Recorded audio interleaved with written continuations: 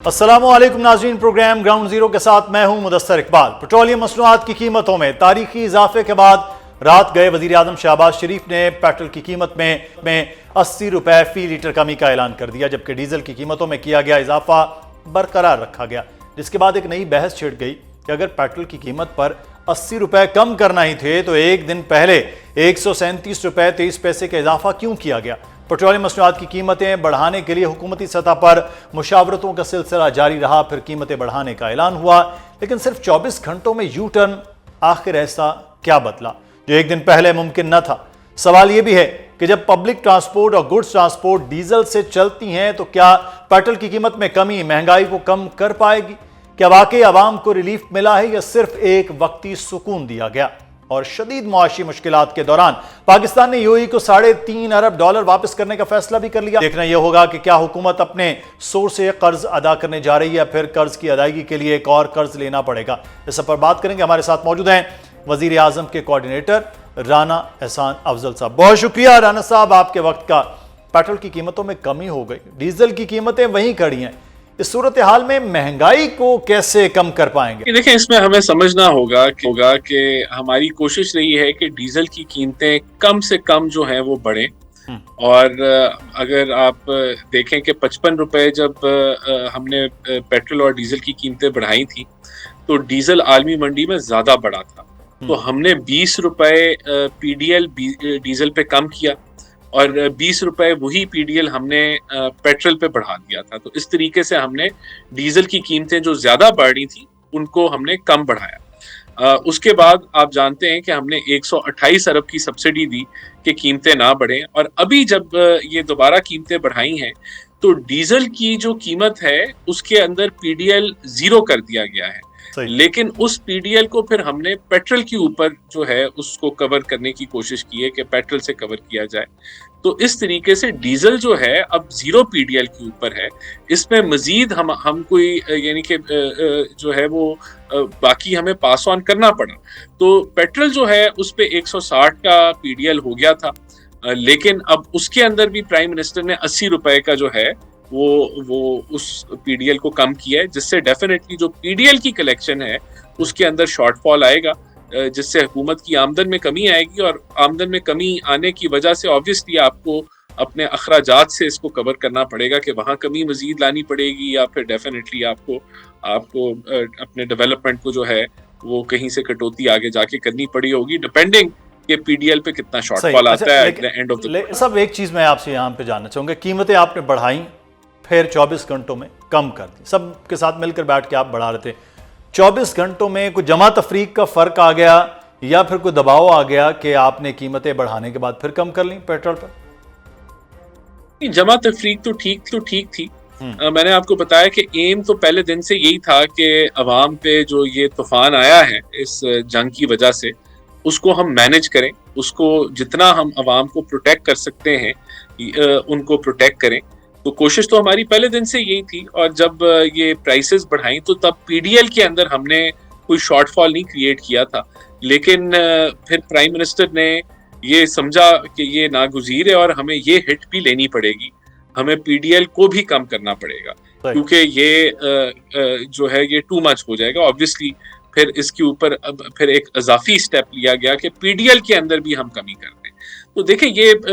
Obviously आसान काम नहीं होता। ये अगर आप कहें कि ये बड़ा आसान काम था, पहले कर लेते, तो ये तो फिर पहले दिन ही आप पीडीएल को 0 कर देते, तो जो शॉर्टेज है वो कहाँ से कवर करनी है। तो इन चीज़ों को टाइम लगता है, इनको आप IMF के प्रोग्राम में भी हैं, आप और भी स्टेक होल्डर्स हैं, तो आप सारों को कंसल्ट करके चीज़ों को आगे लेके चलते हैं। तो कोशिश तो यही रही है पहले दिन से कि अवाम को जो है वो कहीं ना कहीं जो है प्रोटेक्शन। सही। अच्छा, जंग अभी भी जारी है, पेट्रोलियम के हवाले से कीमतें क्या अगले आने वाले दिनों में पाकिस्तान में मजीद बढ़ सकती हैं, मजीद पास ऑन होंगी? कीमतों में इजाफा तो आलमी मंडी के साथ लिंक्ड है। अब इसको हमने जितना सब्सिडी दे सकते थे हमने दी है, अब हम लोगों को डायरेक्ट सब्सिडी देने जा रहे हैं। तो हमारी कोशिश है कि मुतासिर तरीन तबके को डायरेक्ट सब्सिडी से महफूज करें, तो डायरेक्ट सब्सिडी जारी रहेगी। बाकी अगर आलमी मंडी में अगर 200 पे चला जाता है क्रूड, तो हमारे पास बढ़ाने के अलावा तो कोई ऑप्शन नहीं होगी। लेकिन ये भी है कि अगर खित्ते में कोई जल्दी कोई अमन आ जाता है تو پھر یہ قیمتیں ریورس بھی اتنی تیزی سے ہوتی ہیں۔ اچھا رانا صاحب، ایک اور خبر یہ آ رہی کہ یو اے ای کو پاکستان قرض واپس کر رہا ہے، کیا پاکستان اپنے پیسوں سے اپنے ریزرو سے قرض واپس کر رہا ہے یا پھر مزید کوئی قرضہ سستے داموں لے کر وہ یو اے ای کو دے رہا ہے؟ دیکھیں ابھی یہ ایک آن گوئنگ چیز ہے، یو اے ای ہمارا برادر ملک ہے، ہمیشہ ہمارے ساتھ کھڑا رہا ہے اور ہمارے بہترین تعلقات ہیں یو اے ای کے ساتھ۔ ابھی یہ کوئی جب چیزیں یہ فائنلائز ہوں گی تو یہ چیزیں سامنے آ جائیں گی، ابھی ایسا کوئی فوری طور پہ کچھ نہیں ہونے جا رہا، ان چیزوں کو ہم دیکھ رہے ہیں اور جب ہمیں اور پاکستان کے پاس پیسے واپس کرنے کی گنجائش موجود ہے تو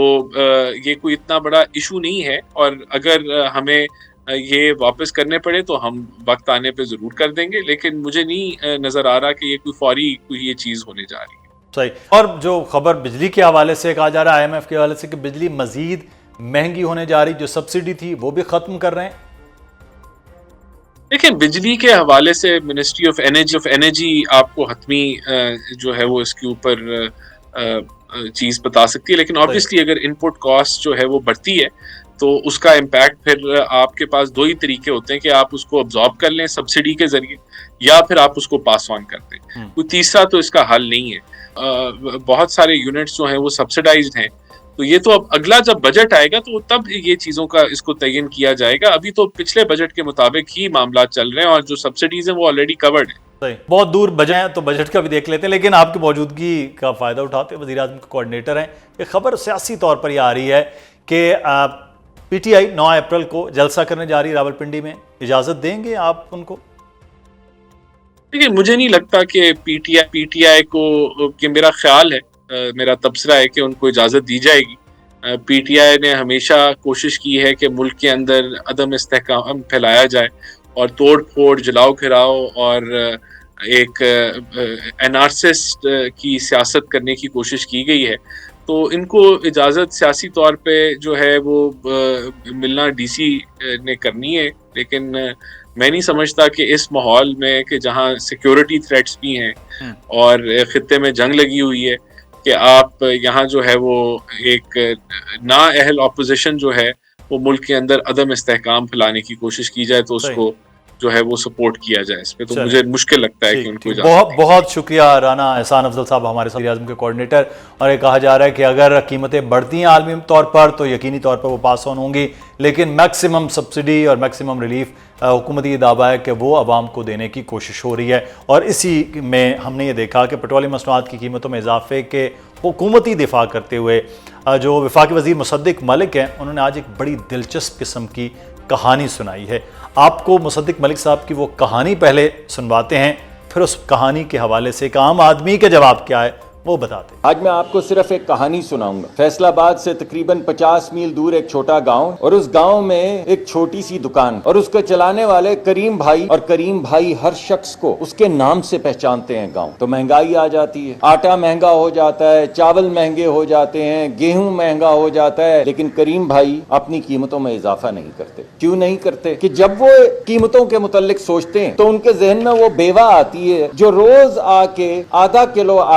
آٹا ان سے خریدتی ہے، کیونکہ 1 کلو آٹا خریدنے کی طاقت اس کے پاس نہیں۔ یا کریم بھائی کے ذہن میں وہ مزدور آتا ہے جو رات کو جب ڈیلی ویجز کے بعد دن دہاڑی لگا کے کمائی کر کے اس دکان پہ آتا ہے سودا خریدنے کے لیے، تو 3 مرتبہ وہ میلے کچلے نوٹ 3 مرتبہ گنتا ہے کہ کہیں زیادہ نہ چلے جائیں۔ تو کریم بھائی سوچتے ہیں کہ میں کیسے قیمت بڑھاؤں، تو وہ نہیں بڑھاتے۔ تو جب مہنگا خریدتے ہیں اور سستا بیچتے ہیں تو پیسے ختم ہو جاتے ہیں۔ تو پہلے وہ جو انہوں نے اپنے بچے کی اسکول کی فیس کے لیے پیسے رکھے ہوتے ہیں وہ ختم کرتے ہیں، پھر بیٹی کے بیاہ کے لیے جو پیسے رکھے ہوتے ہیں وہ ختم کرتے ہیں، پھر اپنے بھائی سے پیسے مستعار لیتے ہیں، پھر دور پار کے کسی رشتہ دار سے پیسے لیتے ہیں، اور آخر میں وہ ساہوکار جو 4-6% مہینے کے اوپر ان کو پیسے دے رہا ہوتا ہے اس سے پیسے لیتے ہیں، مگر قیمت نہیں بڑھاتے۔ تو ایک دن وہ آتا ہے جب کریم بھائی خاموشی سے ایک بڑا سا تالا اس چھوٹی سی دکان پہ لگا کے اسی دکان کے اندر ایک چارپائی پہ بیٹھ کے رونے لگتے ہیں۔ مصدق ملک صاحب کہانی بہت اچھے طریقے سے اور عام آدمی کو سمجھانے کے لیے بہترین طریقے سے چیز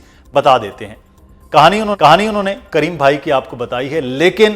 رحیم بھائی کی کہانی انہوں نے آپ کو نہیں سنائی ہے۔ وہ رحیم بھائی جو ایک عام آدمی ہے، جو اب مہنگائی کی چکی میں اتنا پس چکا ہے کہ وہ کریم بھائی کی دکان پر جانے کا سوچ بھی نہیں سکتا، کیونکہ 100 روپے کی چیز ملنے والی اب اس کو 300 روپے میں بھی نہیں ملے گی۔ کریم بھائی کی دکان تو بند ہو چکی بقول مصدق ملک صاحب، لیکن رحیم بھائی اب آٹا، چاول، دالیں اور گھی تک خریدنے کے قابل ہی نہیں رہا۔ کریم بھائی تو کاروباری آدمی ہیں، کچھ بھی کر کے کل دوبارہ دکان کھول لیں گے، لیکن رحیم بھائی تو ایک عام پاکستانی ہے، 2 وقت کی روٹی بھی اس سے چھن چکی ہے، بچوں کی پڑھائی اس کے لیے بوجھ بن چکی ہے، بیماری اس کے گھر دستک دیتی ہے تو اس کی جیب میں علاج کے پیسے نہیں ہوتے، ہاتھ میں مہنگی ادویات کی فہرست تھامے سرکاری اسپتال کی قطار میں کھڑا رحیم بھائی آخر پکارے تو کس کو؟ ملک کے ہزاروں کریم بھائیوں کی فکر تو سب کو ہے اور ہونی چاہیے، لیکن رحیم بھائی شاید کسی کی ترجیحات میں شامل نہیں ہیں۔ مصدق ملک صاحب، پٹرول کی قیمتوں میں اضافے نے رحیم بھائی کا جینا مشکل کر دیا ہے، خدا را کچھ رحیم بھائی کے لیے بھی سوچئے کہ اس مہنگائی کے طوفان سے نکل سکے۔ پٹرولیم مصنوعات کی قیمتوں میں اضافہ، پھر کمی، لیکن ڈیزل کی قیمت برقرار ہے، عام آدمی پر اس کا خاصا ایک فرق آ رہا ہے۔ پھر ساتھ ہی ساتھ ہم نے حکومتی نمائندوں سے بھی بات کی کہ یو اے کو کوئی قرض پاکستان واپس کرنے جا رہا ہے، یہ بھی خبر آ رہی ہے کہ بجلی کی قیمتوں میں اب اضافہ ہوگا۔ بنیادی سے سوال یہ ہے کہ سارے عمل میں ایک طرف پاکستان کی اکانومی کہاں کھڑی ہے،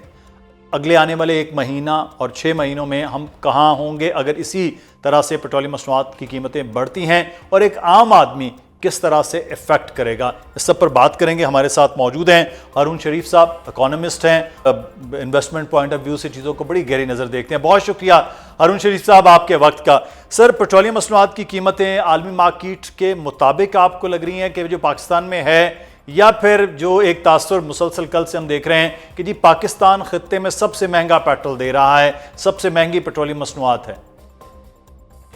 جی، پاکستان کی پیٹرولیم مصنوعات اس لیے خطے میں تقریباً 30% مہنگی ہیں کہ ہماری جو پرائس کیلکولیشن ہے اس کے اندر اچھا خاصا ٹیکس ہوتا ہے۔ اگر آپ دیکھیے پیٹرولیم لیوی جو ہے وہ جو کل کم کی گئی ہے وہ 161 پہ چلی گئی تھی، اس کے علاوہ کچھ فریٹ اور کسٹمز کے 24-25 روپے ہوتے ہیں، پھر کوئی 2.5 روپے کی ایک کاربن ٹیکس ہوتا ہے، تو وہ ٹیکس جو ہے وہ مل کے وہ پیٹرول کی قیمت کو مہنگا کر دیتا ہے۔ اس لیے پاکستان خطے سے زیادہ ہے، اور اس کے امپیکٹس جو ہیں کاسٹ آف ڈوئنگ بزنس پر ہیں، ہماری جو اسینشل کموڈیٹیز ہیں، کیونکہ فارم ٹو مارکیٹ ہماری جو زیادہ تر ٹریڈ ہے وہ بائی روڈ ہوتی ہے، ٹرین سے نہیں ہوتی، تو اس میں بھی آئل استعمال ہوتا ہے، تو ہماری ایک نیٹ ہم آئل امپورٹ ڈیپینڈنٹ ملک ہیں، اس کی وجہ سے پاکستان پہ امپیکٹ باقیوں کی نسبت زیادہ آتا ہے۔ آپ نے ایک جملہ بڑا زبردست بولا، کاسٹ آف ڈوئنگ بزنس والا۔ اب مسئلہ یہ ہے کہ ڈیزل کی قیمتیں زیادہ ہیں، ایک عام آدمی کو دکان پہ جا کے جو چیز پہلے 100 روپے میں مل رہی تھی اب وہ 125 یا 150 روپے میں ملے گی، تو یہ تو پھر ایک مہنگائی کا وہ طوفان ہے۔ جتنے بھی اقدامات حکومت کہہ رہی ہے کہ ہم نے پیٹرول سستا کر دیا ہے، عام آدمی کو یہ ریلیف ہو گیا، موٹر سائیکل کو یہ مل گیا، فری ٹرانسپورٹ ہو گیا، اس میں یہاں تو کوئی چیز کی کمی نہیں آئے گی حکومت کے ان اقدامات میں، یہ تو مہنگائی پھر بڑھتی جائے گی۔ جی، مہنگائی اب بڑھنا ایک نیچرل فینومینا ہے پاکستان، کسی بھی ملک میں اگر آپ کی ان پٹ کاسٹ کا ایک اسینشل آئٹم سڈنلی دگنی قیمت پہ چلا جاتا ہے تو مہنگائی تو بڑھے گی، لیکن اب اس کو حکومت صرف مینیج کر سکتی ہے بائی ٹارگیٹڈ سبسڈیز، کہ کچھ لوگ جو ہیں پہلے ہی ہمارے 70 ملین لوگ غربت کی سطح کے نیچے ہیں، کہ جو ہمارا متوسط طبقہ ہے، مڈل لو انکم ہے، کہ اس کو کیسے، اس کو ہم اکنامکس میں کہتے ہیں کہ انشورنگ دا بزنس کنٹینیوٹی، کہ کاروبار مملکت چلتا رہے۔ اس وقت تو ساری ایفرٹ اس کے اوپر ہے، نہ کہ ہم کوئی اکنامک ریوائیول کی طرف جائیں۔ اب یہ 2026 ہمارا because of this external pressure یہ ایک بہت مشکل سال دکھائی دیتا ہے، کیونکہ ہمارے اوپر ہماری ایکسپورٹس پہ پریشر آئے گا، مارکیٹ سلو ہو رہی ہیں، یہاں چیزیں مہنگی ہوں گی، ہماری کمپیٹیٹیونیس نیچے جائے گی۔ سملرلی ٹریڈنگ فریٹ کاسٹس اوپر چلی گئی ہیں، کیونکہ ہمارا تو زیادہ مال دبئی کی پورٹ کے تھرو جاتا ہے، تو ان چیزوں کا پریشر، اور اگر ریمیٹنسز کم ہو جاتی ہیں اور ہمارا امپورٹ بل اوپر جاتا ہے تو پاکستان کے لیے کرنٹ اکاؤنٹ اور ٹریڈ اکاؤنٹ کو بیلنس کرنے کے لیے چیلنجز مجھے بہت زیادہ دکھائی دے رہے ہیں. یہ تو ڈیفیسٹ نظر آ رہا ہے، لیکن سر ایک چیز جو ہے کہ آمدن کو بڑھانے والا معاملہ ہو تو انڈسٹری کا چلنا بڑا ضروری ہے. جب کاسٹ آف ڈوئنگ بزنس یہاں مہنگا ہوگا، آمدن نہیں بڑھے گی، بلکہ ہو سکتا ہے کہ اگر یہ سلسلہ جاری رہا تو بہت سے بزنسز بھی ختم ہوں، ایکسپورٹ کی چیزیں کم ہو جائیں، تو وہ پھر پریکٹیکلی بے روزگاری میں بھی آپ سمجھتے ہیں کہ اگلے آنے والے مہینوں میں اضافہ ہو سکتا ہے، اور جو لوگوں کی قوت خرید ہے وہ نہیں ہوتی ہیں تو پھر آبویسلی انڈسٹری بھی نہیں چل پائے گی. یہ دیکھیں کچھ چیزیں تو اب ہوں گی کہ ہماری جو انفلیشن اگر 10% کے آس پاس چلی جاتی ہے اگلے کچھ ماہ میں، جو آئی کی not roll out, it's about 7.5% currently, اور جو اسینشل کموڈیٹیز ہیں جس میں فوڈ آئٹمز ہوتے ہیں وہ اگر زیادہ اوپر چلے جاتے ہیں تو جو ہماری کنزمپشن پاور تو ایروڈ ہوگی، کیونکہ آلریڈی بیس لائن قیمتیں کووڈ کے بعد اوپر جا چکی ہیں، اس سے مزید اوپر جائیں گی. سو کنزمپشن پاور پہلا پریشر. دوسرا پریشر یہ ہے کہ اگر وزڈم کے بغیر ہم نے ٹارگیٹڈ اکنامک پالیسیز نہ بنائی کہ ایسی انڈسٹری جو کمپیٹیٹیو ہے، جو ایکسپینڈ کر سکتی ہے، جو ایکسپورٹ کر سکتی ہے، اس کے پیچھے حکومت کھڑی نہ ہوئی، دا وے ٹو سپورٹ اٹ اس مشکل حالات میں جو جاب کریٹ کر رہی ہے، جیسے ویلیو ایڈڈ ٹیکسٹائل کی انڈسٹری ہے، ہمیں ان کو کھڑا کرنا ہے تاکہ یہ ان امپلائمنٹ اگر امپلائمنٹ بڑھائے نہ تو کم از کم اس کا گرنے نہ دیں مزید، صحیح. کیونکہ بہت سی انڈسٹری ایسی ہے جو جابز نہیں کریٹ کرتی، ایکسپورٹ نہیں کرتی، تو ہمیں تھوڑی سی جس کو ہم کہتے ہیں ونرز پک کرنے پڑیں گے. تو یہ ایک مشکل وقت ہے. That's how country strategize to stay afloat. اللہ کرے کہ یہ جنگ بہت لمبی نہ چلے اور اس کی انٹینسٹی نہ بڑھے، ورنہ اور ہمیں عوام کو اور لوگوں کو اور پرائیویٹ سیکٹر لیڈرز کو آنیسٹ کمیونیکیشن سے اعتماد میں لینا ہے کہ حالات کی اس وقت یہ صورتحال ہے، حکومت اکیلی سارا برڈن نہیں لے سکتی. Let's find out a formula کہ ہم نے اس کو رسک کو کیسے شیئر کر کے ڈیل کرنا. اب حکومت نے مسلسل سبسڈی دے رہے تھے، جو پی ایس ٹی پی تھا وہ لگایا جا رہا تھا، اب اسی طرح سے مسلسل اب پیٹرولیم مصنوعات کی قیمتیں بڑھانا پڑیں.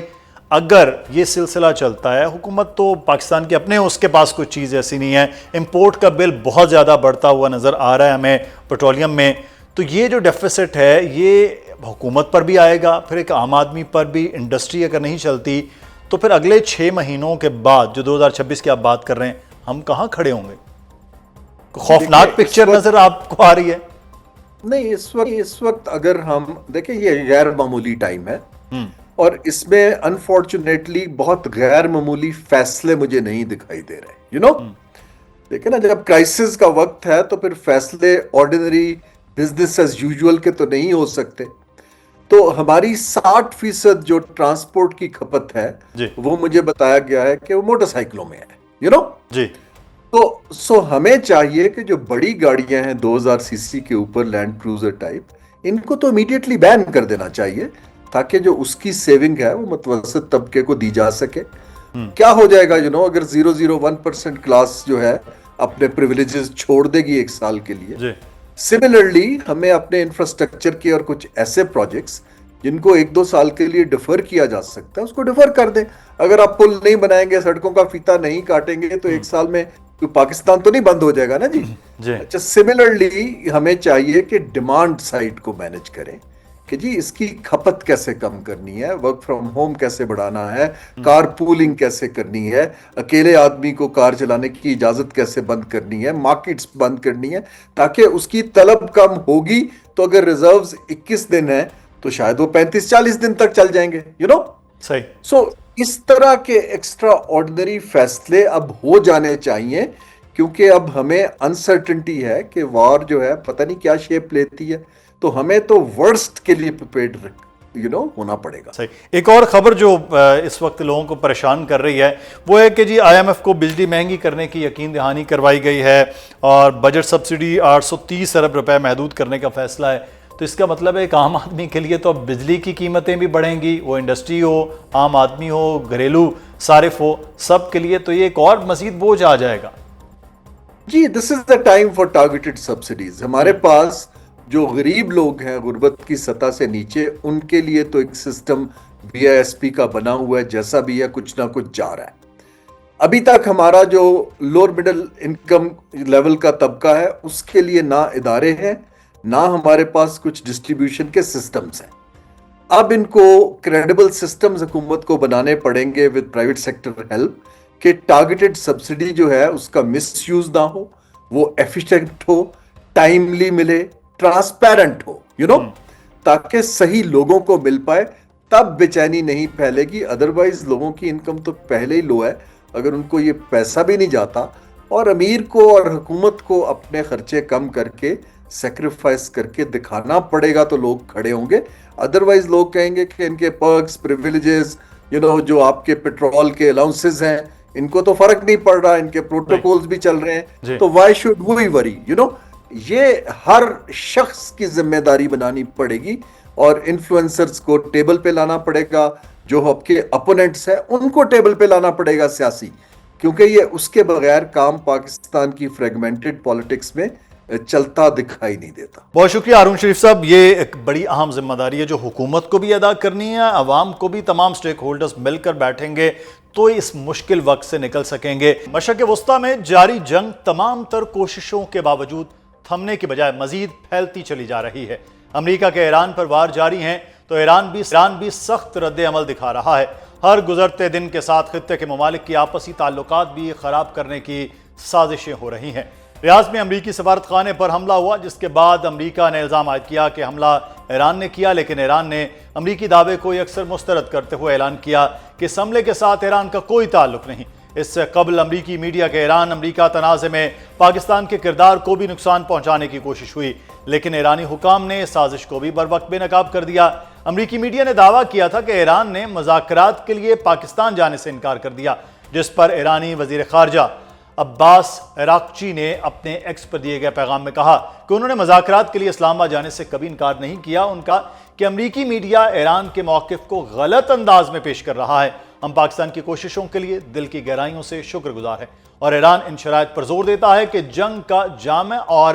دائمی خاتمہ ہونا چاہیے. ایرانی وزیر خارجہ نے پیغام کے آخر میں پاکستان زندہ باد کا نعرہ بھی لکھا. ناظرین, مشرق وسطیٰ میں قیام امن کے لیے پاکستان کی کوششوں کو ایران کی جانب سے سراہا جا رہا ہے. اب دیکھنا یہ ہے کہ یہ کوششیں رنگ لاتی ہیں یا جنگ کا دائرہ مزید بڑھے گا. آنے والے دنوں میں پاکستان ایران امریکہ تنازع کے حل کے لیے ممکنہ طور پر کیا کردار ادا کرے گا, اور یہ جنگ کی صورت اب اگلے آنے والے دنوں میں خطے کے لیے کس حد تک مہلک ثابت ہوگی, اس پر ہم سینئر تجزیہ کار اویس توحید صاحب ہمارے ساتھ موجود ہیں, ان سے تجزیہ لیں گے. بہت شکریہ اویس توحید صاحب آپ کے وقت کا. سب سے پہلے یہ جو جنگ ہے, یہ لگ رہا تھا کہ جب شروع ہوا کہ امریکہ ایک بہت بڑی طاقت ہے, شاید ہفتہ, 2 ہفتے, 3 ہفتے تک یہ چیزیں سمٹ جائیں, لیکن ایران اب شاید مزید تیزی کے ساتھ جوابی حملے کر رہا ہے. تو یہ جنگ تھمتی ہوئی سر نظر نہیں آ رہی ہے اگلے ایک اور مہینے میں بھی؟ بہت شکریہ مدثر. دوسرا مہینہ ہے اور یہ جنگ طول پکڑتی جا رہی ہے, جس نے نہ صرف خلیجی ریاستوں کو, مشرق وسطیٰ کو, بلکہ پوری دنیا کی جو اکانومی ہے اس کو ایک اسٹرینگل کر دیا ہے. بہت ہی زیادہ اس وقت مشکلات کا شکار ہے پوری دنیا, اور اس جنگ نے نہ صرف خطے کو اپنی لپیٹ میں لیا ہے بلکہ پوری دنیا اس وقت اس کی لپیٹ میں ہے. اور امریکہ کے صدر ڈونلڈ ٹرمپ جب جنگ کا آغاز تھا تو یہ سمجھ رہے تھے کہ شاید یہ وینزویلا 2.0 ہو, اور وہ مدورو کی طرح جس طرح وہ لے کر آئے تھے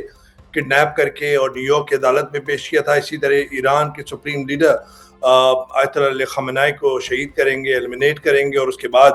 ایک وہاں پہ ایک طوفان برپا ہوگا اور رجیم چینج ہو جائے گی. وہ بھی نہیں ہوا. تو یہ اب ایک بہت ایک طرح سے کوائگمائر یا دلدل میں پھنستے جا رہے ہیں امریکہ, اور امریکہ کے عوام کے تصورات میں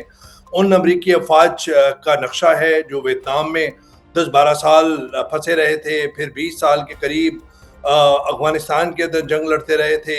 اور اسی طرح عراق, اور پھر لیبیا, اور پھر سیریا, اور کہیں بھی انہیں کامیابی نہیں ہوئی تھی. تو اس وقت ڈونلڈ ٹرمپ ایک ایگزٹ روٹ چاہتے ہیں, اور ماننا یہی ہے کہ ان کو پلان بی نہیں ہے, اور وہ نیتن یاہو کے جو جنگی جنونی یا جو ہیجمونک ان کا جو سپرمیسی کا ایک کانسیپٹ ہے کہ وہ مشرق وسطیٰ اور پرشین گلف کے اندر وہ ایک تسلط اپنا قائم کریں گے گریٹر اسرائیل کی صورت میں, اس کے اندر اس بیان کے اندر پھنستے جا رہے ہیں. اور ڈونلڈ ٹرمپ کو ایک وکٹری کلیم کرنے کی جو عادت ہے وہ وکٹری ایگزٹ کے طور پہ نہیں مل رہی. اور ایران جو کئی دہائیوں سے شاید اس طویل جنگ, ایک لانگ وار, ایک ڈیسائسو بیٹل کے طور پہ اس کو لڑ رہا ہے, اور وہ شاید اس انتظار میں تھا کہ یہ جنگ ان پہ مسلط کی جائے گی. اور امریکہ اور اسرائیل نے وہ موقع 28 فروری کو شروع کیا. آپ کو پتہ ہے مدثر کہ اس وقت جو ایران ہے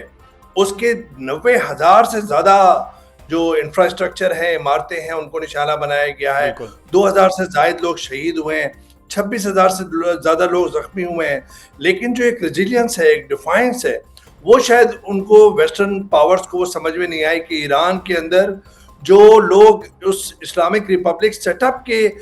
بارے میں بھی ان کے تحفظات تھے, وہ بھی ریلی کر رہے ہیں ٹو ڈیفینڈ دا کنٹری. ایک لیجنڈری فلم میکر آپ دیکھ لیجئے, جعفر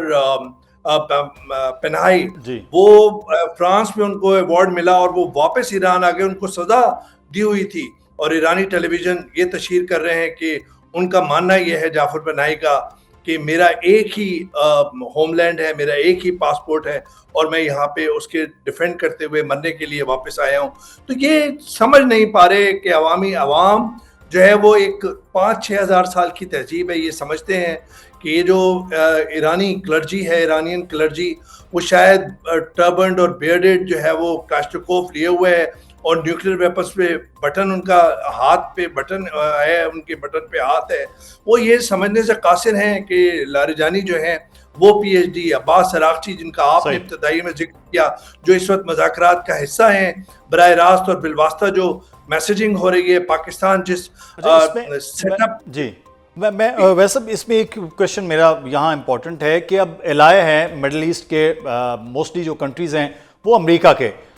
تو مڈل ایسٹ سے پریشر, کیونکہ بلا واسطہ طور پر جنگ کا جو نقصان ہو رہا ہے وہ وہاں ہو رہا ہے, تو عراق پر یہ ایک پریشر نہیں ہو رہا مڈل ایسٹ کا کہ اس جنگ سے کسی نہ کسی طرح سے نکلا جائے, کیونکہ نقصان زیادہ ادھر ہو رہا ہے, تو ایسا امریکہ پہ پریشر مڈل ایسٹ کا نہیں ہو رہا؟ دیکھیے امریکہ پہ ظاہری بات ہے کہ بالکل پریشر ہے, اور امریکہ دیکھیں ایک بڑا ڈیمانڈ جو ہے ایران کا اس مذاکرات میں وہ یہ ہے کہ اگر ویسٹرن پاورز, اگر امریکہ یہ چاہتا ہے کہ نیوکلیر فری ہو ایران, اگر ویسٹرن پاور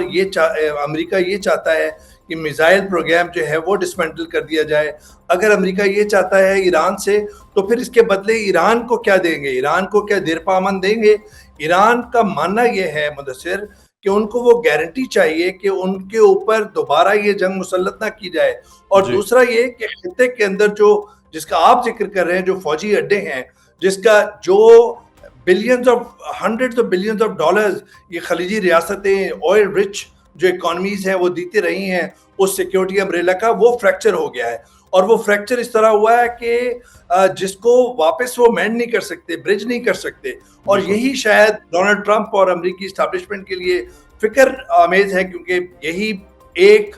بڑا نقطہ جو ہے امن کی قائم کرنے کے لیے, مذاکرات کے لیے ایران کا یہ ہے کہ فوجی اڈے صرف ایران کے خلاف جارحیت کے لیے استعمال ہو رہے ہیں, یہ اسرائیل کو سیکیورٹی کے لیے دینے کے لیے ہو رہے ہیں, اور یہ گلف کنٹریز جو ہیں وہ یہ جانیں کہ کیا یہ باعث تحفظ ہیں یہ فوجی اڈے, یا یہ باعث پریشانی ہے, یا یہ غیر تحفظ ان کی پریشانی کا باعث بن رہے ہیں. مجھے یہ لگتا ہے مدثر کہ یہ اگر فوجی اڈے بند کر دے گی, اگر امریکہ اس بات پہ مان جائے جو ناممکن ہے, تو پھر مشرق وسطیٰ میں ان کا جو ملٹری انفلوئنس ہے وہ یہ ڈیمینش ہو جائے گا. تو یہ میکسیملسٹ پوزیشن ہے, اور اس کے بیچ میں مذاکرات کے لیے ایک بڑی کوششوں کی جو لیڈ کر رہا ہے وہ پاکستان کر رہا ہے. پاکستان کا اس وقت جو کردار ہے, پچھلے دنوں میں ہم نے پچھلا ویک جو ہے وہ پاکستان میں بڑا ایکٹیو رہا ہے, چائنا کے ساتھ بھی ایون معاملات ہیں. تو آپ نے ایک لفظ استعمال کیا گارنٹی, تو کیا ایران کسی کی گارنٹی, وہ چائنا ہو سکتا ہے, وہ کون ہو سکتا ہے؟ دوسرا پاکستان کا کردار اس سارے مذاکرات میں, جیسے آج عباس عراقچی کا بھی بیان آیا, وہ کس طرح سے آگے بڑھا سکتا ہے پاکستان؟ دیکھیے جس طرح وال اسٹریٹ جرنل کے اندر جو امریکی اخبار ہے, جریدہ ہے, اس نے یہ خبر دی, جس طرح آپ نے ابتدائی میں کہا کہ پاکستان میں مذاکرات کے لیے نہیں آنا چاہتا ایرانی وفد, اور اس کے بعد پھر عباس عراقچی کا یہ یہ بیان اور اس کی تردید، اس کی کلیریفیکیشن کہ بہت برادرانہ تعلق ہے اور یہی کوشش کر رہے ہیں پاکستان، اور اس کے ساتھ وہ ویڈیو انہوں نے کلپ لگایا ہوا ہے جس میں پاکستانی جھنڈے لہرا رہے ہیں، تو میں سمجھتا ہوں کہ یہ ایک اتنا بڑا سگنلنگ ہے کہ اس وقت بھی جو محور ہے مذاکرات کا یا جو ڈپلومیٹک ایفرٹس کا، بیک چینل ڈپلومیسی کا، انڈائریکٹ اور ڈائریکٹ میسیجنگ کا، وہ پاکستان ہے. اور اسی وجہ سے پاکستان کے فورن منسٹر، ڈپٹی پرائم منسٹر جو ہے اسحاق ڈار صاحب، انہوں نے ان کا شکریہ ادا کیا. جو گارنٹی کی بات ہے، مجھے ایسا لگتا ہے مدثر کہ ان کو دو گارنٹیئر ایسے میری نظر میں ہیں. ایک ہے رشیا اور دوسرا چائنا. چائنا کو اگر آپ کو یاد ہو کہ سب کو حیرت ہوئی تھی پوری دنیا کو جب چائنا نے brokered a peace deal between Iran and Saudi Arab. تو یہ خلیجی ممالک میں بھی، سعودی عرب کے ساتھ بھی اور ایران کے ساتھ بھی بہت گہرے تعلقات ہو گئے ہیں گزشتہ 15-20 برس میں، اور اسی وجہ سے میں سمجھتا ہوں کہ چائنا ایک بااعتماد اتحادی سمجھا جاتا ہے پاکستان کے ساتھ، اور پاکستان اور چائنا کی ایک اسٹریٹجک ٹائز ہیں. اور پاکستان اس معاملے کے اندر ایک ایسا انوکھا ایک یونیکنس ہے کہ جس کے ڈونلڈ ٹرمپ کے ساتھ بھی ذاتی تعلقات ہیں، ہمارے field marshal general Asim Munir صاحب، ہمارے آرمی چیف جو ہیں ان کے ذاتی تعلقات ہیں، پروفیشنل ان کا ریلیشن شپ ہے ڈونلڈ ٹرمپ کے ساتھ. پاکستان کے سعودی عرب کے ساتھ میوچل ڈیفنس پیکٹ ہے، نظریاتی تعلقات ہیں، گلف اسٹیٹ کے ساتھ بہت گہرے برادرانہ تعلقات، اور چائنا کے ساتھ آپ کو پتہ ہے کہ اسٹریٹجک ٹائز ہیں. تو چائنا اور اس کے ساتھ پھر ٹرکی، یہ دو ایسے ممالک ہیں جو اس مذاکرات کے اندر بہت سیریس ایفرٹس کر رہے ہیں، اور ڈائریکٹ اور انڈائریکٹ جو میسیجنگ ہے وہ میں سمجھتا ہوں کہ پاکستان اس کے اندر جو لیڈ کر رہا ہے اس وقت شاید جنگی جنونیت کے اندر جو امریکہ اور اسرائیل پہ طاری ہے اس کے اندر وہ کہیں آپ کو پس منظر میں نظر آ رہی ہے، لیکن آنے والے دنوں کے اندر ایک یہی حل ہے، کیونکہ جس طرح گلوبل اکانومی کا گلا گھٹ گیا ہے، اور پوری گلوبل اکانومی تھائی لینڈ سے لے کے پاکستان اور افغانستان سے لے کے آسٹریلیا، ہر جگہ پہ اس کی شدت اور حدت محسوس کی جا رہی ہے، اور خود امریکی عوام جو ہیں ڈونلڈ ٹرمپ کے جو اتحادی ہیں وہ یہ سمجھتے ہیں کہ یہ کیا امریکہ کی جنگ ہے یا اسرائیل کی جنگ ہے. یہ آپ کا جو نعرہ تھا ڈونلڈ ٹرمپ کو پوچھتے ہیں وہ کہ از اٹ امریکہ فرسٹ اور اسرائیل فرسٹ. اور دوسری بات یہ کہ جو اچھی نظر رکھتے ہیں مشرق وسطیٰ پہ، میرا خود وہاں پہ ایک کافی گہرا وقت گزرا ہے مشرق وسطیٰ کے تنازع کو، وہ سمجھتے ہیں کہ مشرق وسطیٰ کا دیرپا حال یہ ہے کہ ڈیورس ہو، علیحدگی ہو امریکہ اور اسرائیل کی. اسرائیل امریکہ کی چھتری تلے یہ ساری جو ہیجمنک اپنے ڈیزائن ہے اس کو پائے تکمیل تک پہنچاتا ہے اگر امریکہ ڈیٹیچ ہو جائے. اور یہ شاید ایسا موقع ہے، ایران سمجھتا ہے کہ اگر امریکہ علیحدہ ہو جائے تو پھر ان کو وے آؤٹ بھی مل سکتا ہے. لیکن اس وقت ریولوشنری گارڈ یہ سمجھتے ہیں کہ time is on their side, they have an upper hand. اس جنگ کو وہ مزید طول دینا چاہتے ہیں اور جنگ کی کاسٹ جو گلوبل کاسٹ ہے وہ بڑھانا چاہتے ہیں، لیکن ساتھ میں مذاکرات کے لیے تیار ہیں، لیکن ضمانت کے ساتھ، گارنٹی کے ساتھ. بالکل، یہ ایک بڑا امپورٹنٹ پوائنٹ ہے. اور گزشتہ روز کے بعد جب سے ایک ویڈیو بھی جس پہ امریکہ نے خود بھی وہ کہہ دیا کہ جہاز مارے گئے، وہ کہا جا رہا تھا کہ فضائیں کنٹرول میں ہیں امریکہ کے، لیکن وہ بھی اس کے بعد صورتحال مشکل ہوئی. آپ نے ایک لفظ استعمال کیا کہ وہاں اب جو اپر ہینڈ ہے وہ اب ایران کا کہیں نہ کہیں وہ نظر بھی آ رہا ہے. بہت شکریہ اویس توحید صاحب. یقینی طور پر یہ ایک مشکل وقت ہے، لیکن پاکستان کا رول جس طرح سے آپ بات کریں وہ بڑا اہم ہے. اگلے آنے والے دنوں میں دعا یہی ہے کہ یہ جنگ کا ماحول نکلے اور ایک عام آدمی کے لیے آسانی پیدا ہو. پروگرام سے مدثر اقبال کو اجازت دیجیے، اپنا خیال رکھیے گا. اللہ حافظ.